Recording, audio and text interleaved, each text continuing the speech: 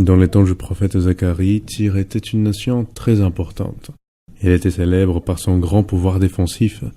Pour que tu aies une idée, un mur de 750 mètres de long et 8 mètres de large a été construit au temps d'Hiram, roi de Tyr, un ami de David et de Salomon, pour défendre les fortifications de l'île. Le roi Nebuchadnezzar a essayé de conquérir Tyr. Il a fait un siège de 13 ans avant de se retirer, sans avoir rien réussi en 572. À cause de ces murs, Tyr est devenue orgueilleuse. Elle se jugeait indestructible, jusqu'à ce qu'Alexandre le Grand, empereur du royaume de la Grèce, a envahi les murs de Tyr en détruisant toute sa gloire. Au livre du prophète Zacharie, nous trouvons l'image de l'orgueilleuse Tyr, en contraste avec l'humble Messie qui viendrait.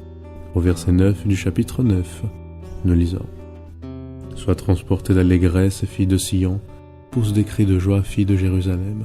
Voici ton roi vient à toi, il est juste et victorieux, il est humble et monté sur un âne, le petit d'une ânesse. » Au Nouveau Testament, nous trouvons l'accomplissement de cette prophétie quand Jésus entre à Jérusalem sur un âne et est acclamé comme roi.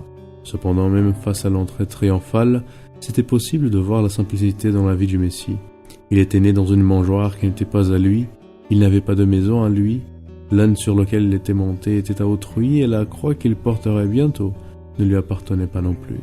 S'il y avait quelque chose qui était marquante dans la vie du Messie, c'était sa simplicité et son humilité.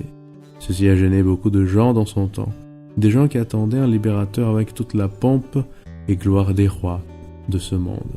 Pendant la période du Moyen-Âge, une image très répandue au travers de nombreux pamphlets consistait dans une comparaison de l'humble image du Messie assis sur un âne avec la pompe du leader de l'Église romaine, assis sur son trône décoré d'or. La comparaison était une critique à des hommes qui disaient suivre Jésus, mais ne voulaient pas vivre comme il a vécu.